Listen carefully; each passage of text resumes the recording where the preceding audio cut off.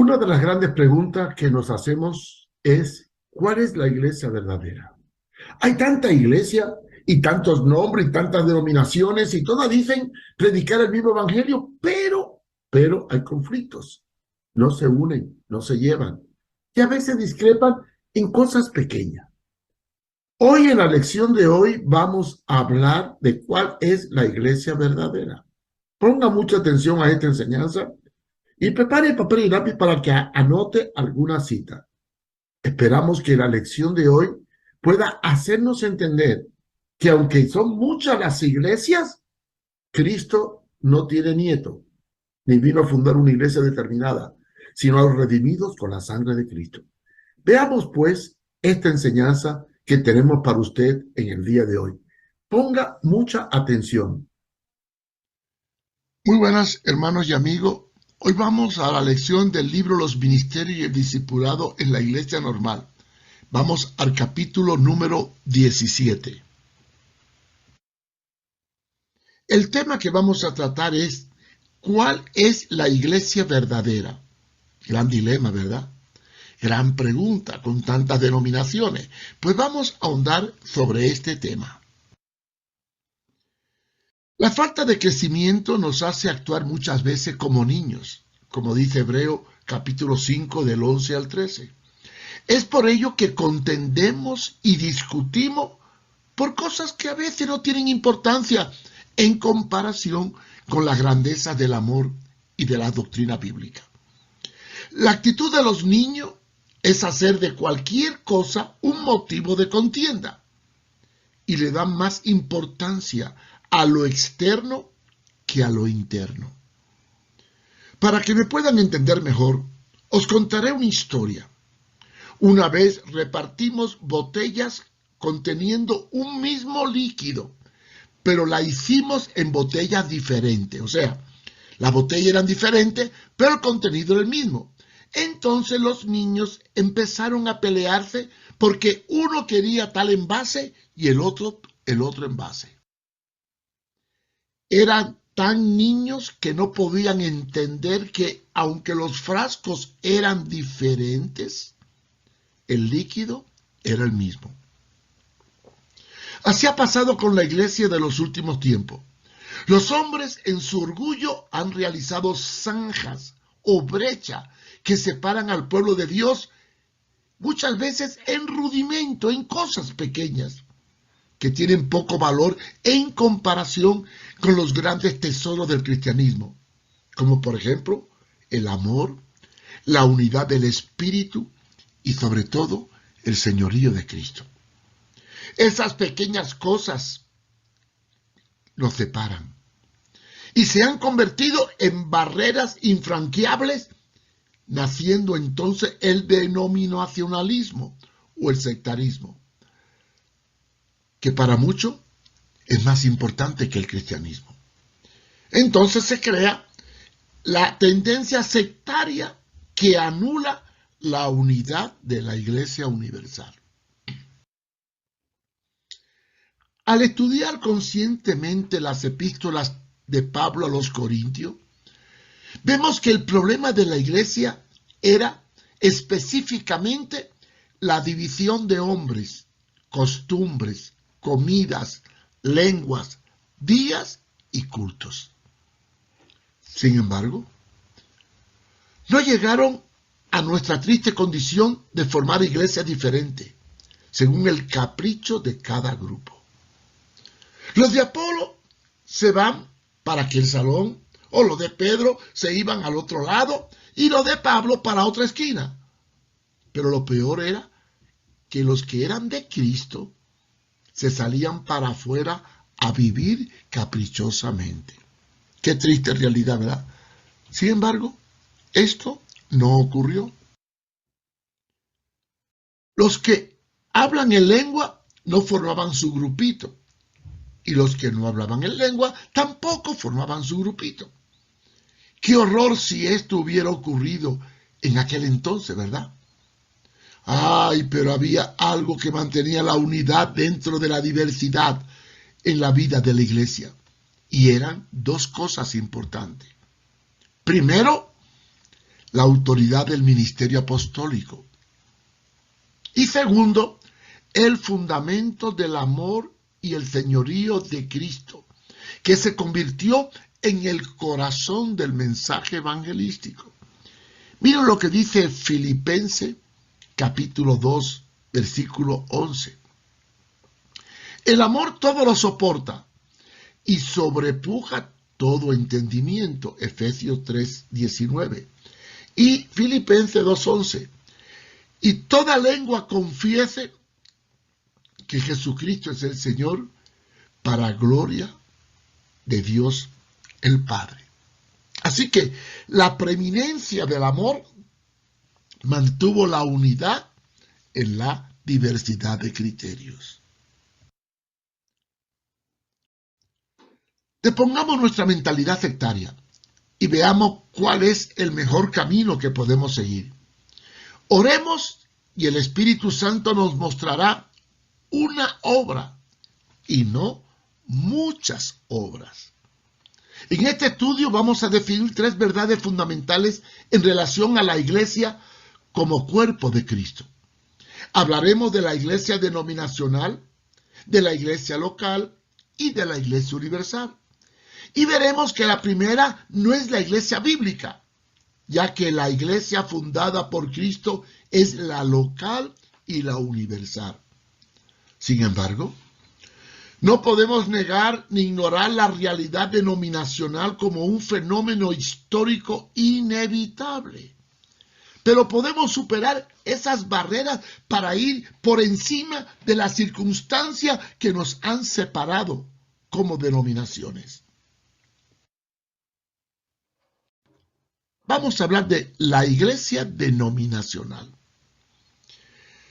El cristianismo evangélico está dividido en grupos diferentes, no solo en templos y misiones, sino en énfasis y sistemas de gobierno, así como en costumbres. Esto obedece a circunstancias históricas diferentes, tanto en el florecer de la fe, después de cientos de años de oscurantismo, como posteriormente, al decaer la fe, se produjeron avivamientos que muchas veces se convirtieron en organizaciones y estructuras frente al dogmatismo de las iglesias tradicionales, que adoptaron posiciones muchas veces intransigentes y dogmáticas. También tenemos la libertad de conciencia.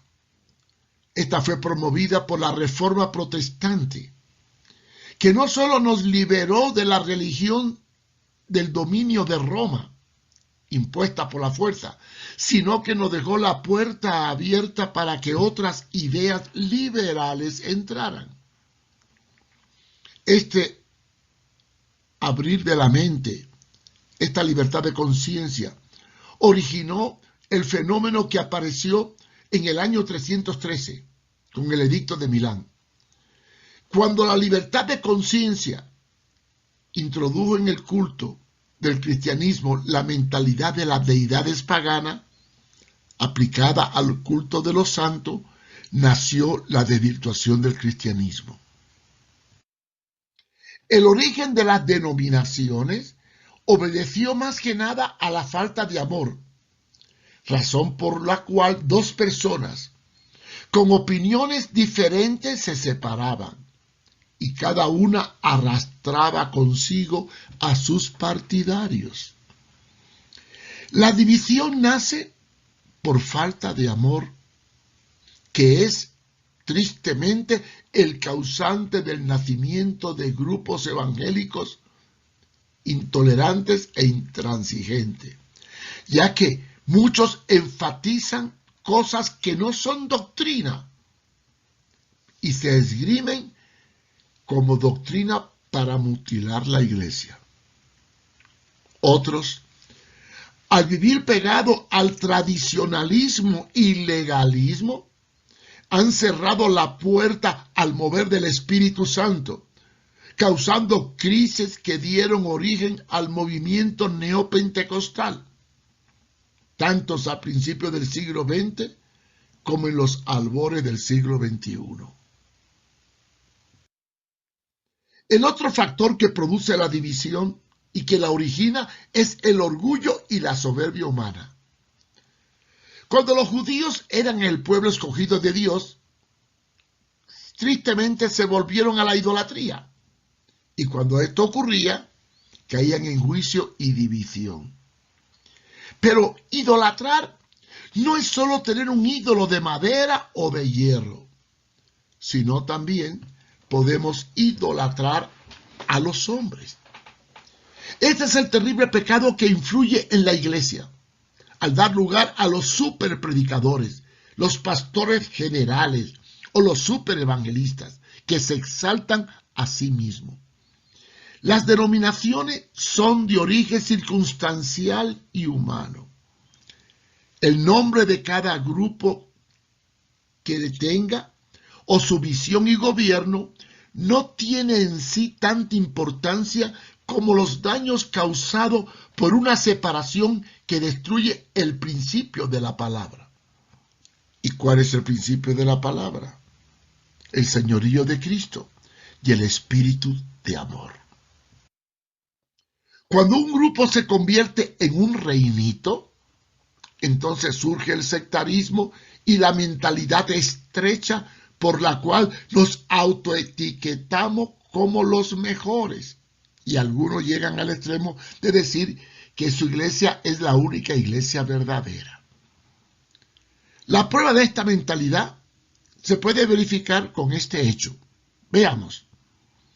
La misión X considera que no tiene obra en Madrid hasta que esa misión no tenga un templo y un pastor allí. Sin embargo, en la ciudad de Madrid pueden existir 100 iglesias evangélicas de otras misiones o denominaciones, pero para la misión X en Madrid no hay obra porque no están ellos. Qué cosa más absurda, ¿verdad? Una vez un hermano me dijo, no tenemos obra en La Lima, Perú. Entonces le pregunté, ¿cómo es posible? Porque cuando yo visité Lima, Perú, encontré muchas iglesias. Él entonces me replicó, bueno, pero no son nuestras. Nosotros no tenemos obra allá. Yo me quedé asombrado. Pero esta actitud nos inunda y es común escuchar mensajes con tales afirmaciones. Si no tengo una iglesia de mi movimiento en tal ciudad, allí no hay iglesia, aunque hayan 1000 iglesias de otras denominaciones. Esta mentalidad demuestra que no tenemos claro cuál es la iglesia de Cristo.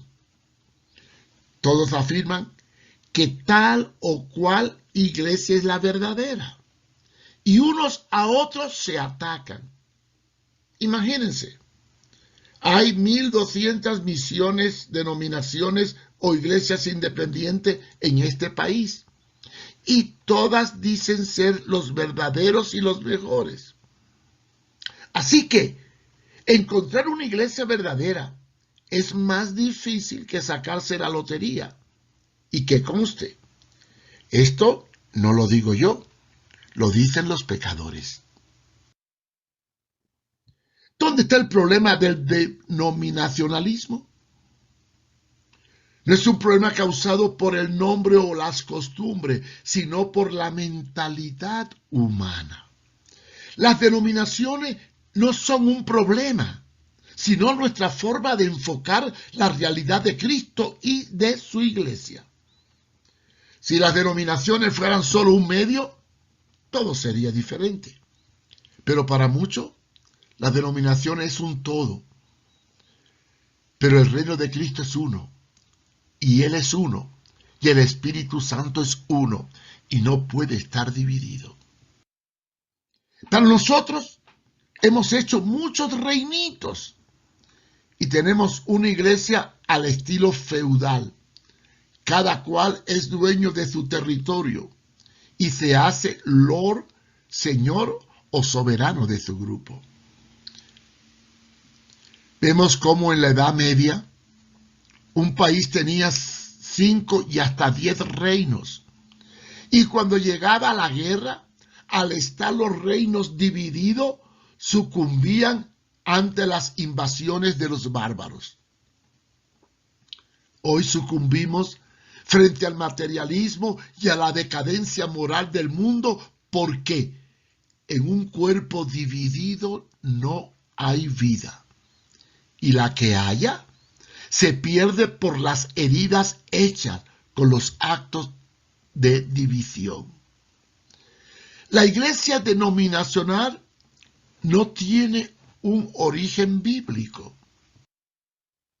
En la palabra no se habla de denominaciones. Cuando Pablo le escribe a la iglesia de Tesalónica, en segunda de Tesalonicenses 1:1, se dirige a una ciudad grande y dice, la iglesia, sin ese al final. Imaginémonos que hubiese allí denominaciones como las que tenemos hoy en día. ¿Para quién hubiera sido esta carta? Si Pablo viviera en estos tiempos y quisiera enviar una carta a la iglesia de Tegucigalpa, ¿a cuál iglesia la enviaría? Pues en Tegucigalpa no hay la iglesia de Tegucigalpa, sino las iglesias de Tegucigalpa, con ese al final, plural. Y es ahí el problema. En Tesalónica estaba solo la iglesia y no había problema, porque esa epístola era para todos los creyentes de esa ciudad, aunque estuvieran ubicados en casas o sectores geográficos diferentes. Todas las iglesias denominacionales tienen la misma epístola, el mismo evangelio y la misma Biblia, y aunque estén en diferentes zonas de la ciudad, tienen un mismo contenido. El problema no está en que haya denominaciones, ni grupos separados por causas geográficas, sino en la actitud mental y los conceptos que gobiernan la forma de vivir entre unos y otros. Para dejar más claro este principio, pasaremos a ver la iglesia desde una perspectiva bíblica y apostólica según la iglesia primitiva. Hablemos de la iglesia local. Lo primero que hay que definir es ¿qué significa la palabra iglesia? Es indicativo de asamblea. Significa los separados. Una unidad de conjunto. Viene del griego eclesia, derivado de Christón, que significa pertenencia al Señor. El sentido apostólico es un conjunto. O sea, varios miembros formando un cuerpo en aquel que es cabeza de todo. Este es Cristo, según Romanos 12:5, Primera de Corintios 6:15 y Colosenses 1:18. Si la iglesia es el cuerpo de Cristo, tiene que ser una, ya que un cuerpo tiene una sola cabeza. Pero muchos cuerpos unidos a una cabeza sería un fenómeno fuera de lógica fisiológica e incluso bíblica. Por eso dice Romanos 12:5, así nosotros, siendo muchos, somos un cuerpo en Cristo, y todos miembros los unos de los otros. Si la iglesia es una, ¿por qué decimos las iglesias, añadiendo ese al final, pluralizando el cuerpo de Cristo? Al estudiar la palabra, encontramos que al referirse a la iglesia de una ciudad específica, siempre se dice la iglesia. Esto indica que en cada ciudad había una iglesia local.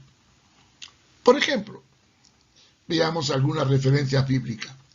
En 1 capítulo 1, versículo 2 leemos: a la iglesia que está en Corinto, a la iglesia de Éfeso. Y en Apocalipsis 2:1 leemos: la iglesia que está en Jerusalén. Y en Hechos 15:4: y se congregaron allí todo un año con la iglesia. Noten que no hay ese al final, no hay plural, aunque se habla de una ciudad. Todos estos textos dan a entender que al referirse a una iglesia o localidad pequeña, se habla siempre de la iglesia, sin una S al final que lo pluraliza. La iglesia en Antioquía estaba esparcida por toda la ciudad. No había un centralismo ni un único templo, ya que en esta etapa del cristianismo apostólico no se construyeron ningún templo o edificio para culto. En Jerusalén no había un lugar centrado de adoración, porque no tenían locales capaces de cobijar a los miles de convertidos de toda la ciudad. Entonces, ¿cómo funcionaban? En las casas de diferentes sectores se reunían los apóstoles con los discípulos, y en lugares ocultos cuando era la oportunidad. En el caso del apóstol Pedro, preso por Herodes, dice la Biblia que la iglesia oraba. Pero, ¿dónde estaba la iglesia? Según Hechos capítulo 12, versículo 5, en los hogares. Es por eso que a veces se usa el término la iglesia en tu casa. Romanos 6:5, Colosenses 4:15 y Hechos 8:3. Mientras que Saulo asolaba la iglesia y entraba casa por casa, porque allí estaba la iglesia funcionando. En una ciudad había muchas casas como centros de reunión y de discipulado. Todas estaban separadas, pero era la iglesia local de esa ciudad. El hecho de que no tuvieran un edificio o un centro de culto principal no impedía que la iglesia funcionara. Y habían dos razones por qué la iglesia no podía tener edificios ni templos. Primero, porque estaban tan ocupados en la multiplicación y eran tan numerosas que de haber templo hubieran necesitado auditorios tremendos y se hubiera frenado el crecimiento y la conservación de nuevos discípulos hubiera sido de mala calidad por dedicarse a la construcción o atender a la multitud. Para la iglesia primitiva era más importante las personas y la relación personal que las estructuras materiales y lo cuantitativo. Segundo, había una condición histórica en la época que no permitía la construcción de templos. ¿Por qué? Porque vivían perseguidos y proscritos socialmente por un imperio invasor, el Imperio Romano. San Pablo aclara el tema y coloca las cosas en su sitio para evitar extremos, a fin de que, al unirse todos los cristianos repartidos en la ciudad, en un solo lugar, público o privado, no hubiera contienda, porque aunque en las casas se fundaban las iglesias, éstas se juntaban una vez a la semana, según 1 Corintios 14:23, que dice así: de manera que toda la iglesia se juntaba en uno, y todos hablaban en lengua, y entran indoctos e incrédulos. ¿Qué dirán? ¿Que estáis locos? Así que hay un texto que evidencia que la iglesia se juntaba una vez a la semana para edificación de los discípulos en los lugares secretos, porque estaban siendo perseguidos. ¿Quién gobernaba la iglesia local? Buena pregunta, ¿verdad? La primera vez que se menciona a los ancianos en relación a una iglesia local está en el libro de los Hechos 11:30 y dice así: lo cual asimismo hicieron enviando a los ancianos por mano de Bernabé y Saulo. Y esto se refiere a Jerusalén. No se sabe cómo siguieron este tipo de ancianos, o cómo lo eligieron, o cómo surgieron, pero sí eran pastores y maestros a cargo de la iglesia que establecían los apóstoles. En Hechos capítulo 14, versículo 23, leemos: y habiendo constituido ancianos en cada una de las iglesias, y habiendo orado con ayuno, los encomendaron al Señor en el cual habían creído. Hechos 14, 23. Vemos aquí cómo al establecer iglesias edificadas por Pablo y Bernabé, ellos constituían ancianos en cada ciudad. Pero, ¿por qué ancianos con F en cada iglesia? Noten que hay varios ancianos para una iglesia local. Bajo el esquema de la iglesia en casa, cada sector de la ciudad tenía muchas casas, iglesias o casas culto. Y entre los líderes de estas casas culto, habían líderes o ancianos. Al unirse las casas en un solo lugar, se formaba la congregación o comunidad local, con la presencia de los presbíteros y ancianos que las presidían. Anteriormente definimos algunos puntos relacionados con los ancianos en relación a los ministerios y a la autoridad de cada iglesia local.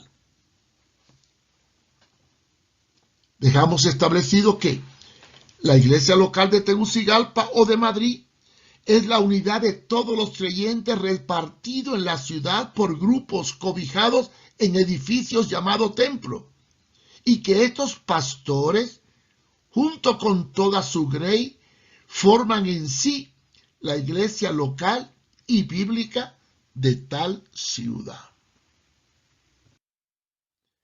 Es bueno aclarar que la unidad de los cristianos para formar la iglesia local no es producto de una u otra fusión por medio de esfuerzo humano, ni tampoco porque hagamos organismos o estructuras basadas en normas o principios de hombre para poder convivir juntos. No, hay que tener cuidado.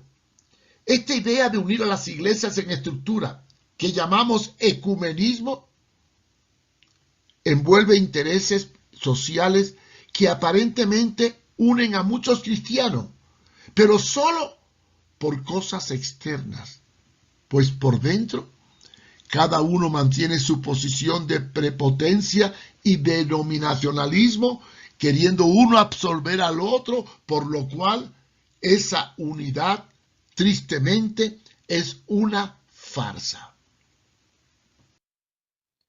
La unidad verdadera es mucho más que estar juntos.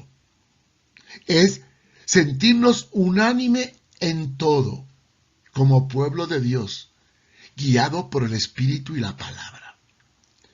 La unidad es dimensional. Debe haber un sentido de fe y señorío para lograr la unidad del Espíritu. Esta unidad tiene principios básicos de fe y lo podemos resumir en los 5 solos nacidos de la Reforma. ¿Y cuáles son los 5 solos? Veamos. 1, solo la Escritura. No creemos en tradiciones. 2, solo la fe, no por obra, para que nadie se gloríe. 3, solo la gracia, porque por gracia soy salvo. 4, solo Cristo, porque no hay otro nombre dado a los hombres para ser salvo. Y 5, solo a Dios la gloria y no a los hombres. Estos son los 5 fundamentos básicos de la iglesia evangélica que nos debe unir. Además, debemos tener claro que toda unidad debe mantenerse en medio de nuestra identidad cristiana y evangélica, aparte de todo relativismo, porque el hábito o el nombre que tengamos no nos hace mejor, el hábito no hace al monje. Y los nombres que nos pongamos como denominación son etiquetas carnales, sin valor para Dios, aunque jurídicamente es necesario y tiene un valor legal. Por lo tanto, la existencia de denominaciones y estructuras jurídicas es parte de la necesidad social, pero no debe apartarnos ni aislarnos unos de otros. Ahora vamos a hablar de la Iglesia Universal. La Iglesia Universal y Regional da origen a la única Iglesia de Cristo, que es la Iglesia Universal, asentada como piedra angular y fundamental, según Mateo 16, 18, 1 Corintios 3, 11, 1 de Pedro 2, del 4 al 8. Así que el conjunto de las iglesias de cada región o país forman la Iglesia de Cristo. Y el principio de la iglesia local refleja la realidad de lo que es la Iglesia Universal, a la cual Cristo viene a buscar. Pero, ¿qué iglesia viene a buscar Jesús? Pues la única que existe. ¿Cuál es esta? La de los redimidos con la sangre del Cordero. Esta iglesia es un solo cuerpo, indivisible y uniforme. Aunque existen factores de división por causa geográfica, sectorial o denominacional, todos formamos la Iglesia Universal de Cristo. Quizás alguno se pregunte, ¿y cómo se protegía la iglesia primitiva de los falsos profetas si no había un centralismo en localidad, ni en región, ni entre naciones? Bien, la base estaba en el pluralismo de los ministerios. ¿Por qué? Dice la Biblia que en la multitud de consejos hay sabiduría. La unidad de ancianos en una iglesia permitía la dirección del cuerpo con sabiduría. Mas teníamos la intervención del Espíritu Santo, que actuaba en medio de ellos. Los diferentes ministerios de la iglesia primitiva operaban colegiadamente para protegerse y proteger a los discípulos de los falsos maestros.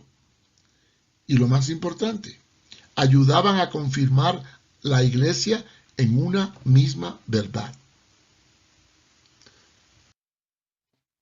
La iglesia se gobernaba por las enseñanzas apostólicas y no permitían ninguna revelación nueva. Mantenían la separación de la iglesia y del mundo como pauta esencial. Por eso dice que no améis al mundo ni las cosas del mundo, y también dice no hagáis yugo con los incrédulos, etc. Además, según evidencia de los padres de la iglesia, las normas impartidas por los apóstoles eran fielmente cumplidas.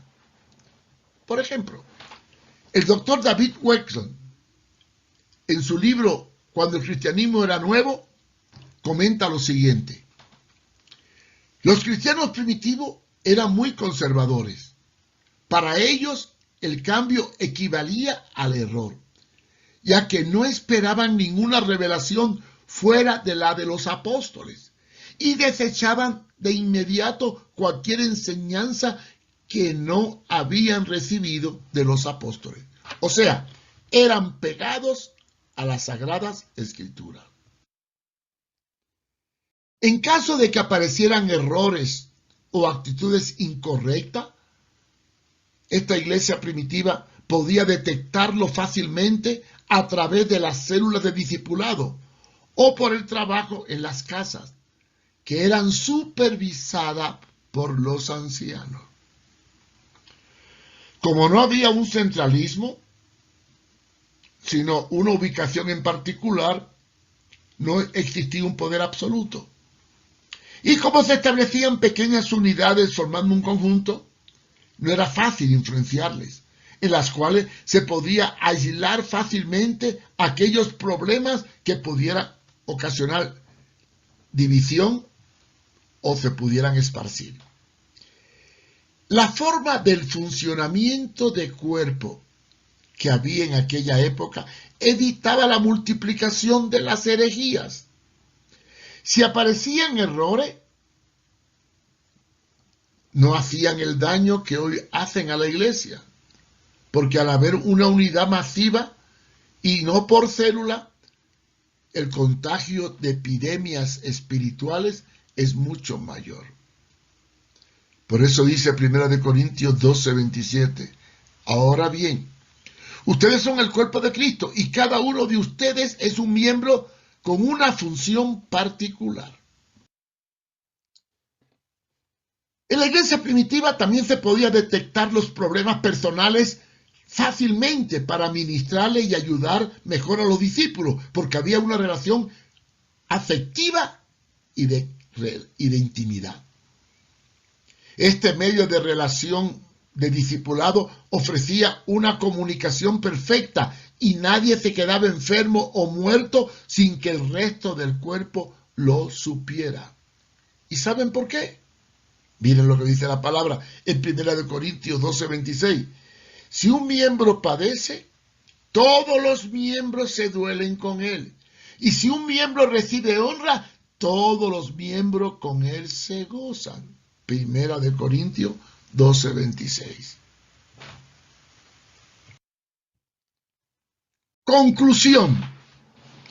Considerando el funcionamiento de los ministerios dentro del cuerpo y la autoridad del esquema apostólico, hemos perfilado los objetivos, bases y esencia de lo que debe ser la iglesia en la tierra.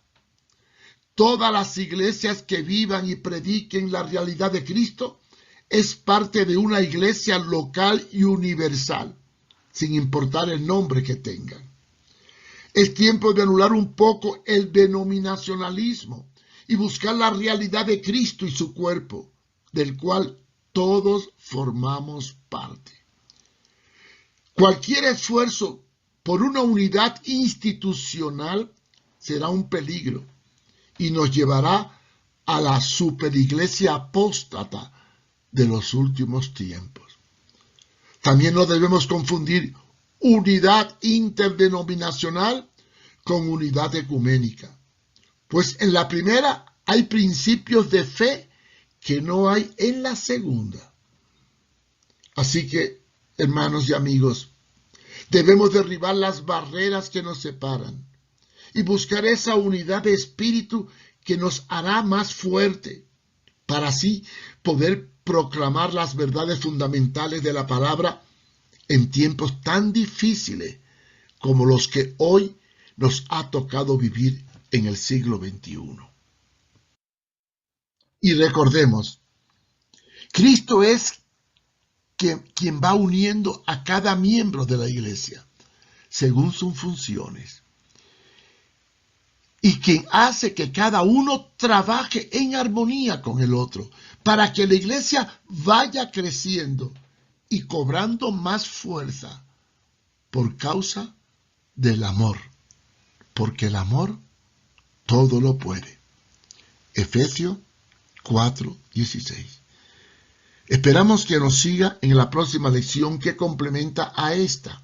Y recuerde, puede encontrar todas estas enseñanzas una vez que la transmita en directo en mi cuenta de canal Mario Fumero de YouTube. Dios le bendiga.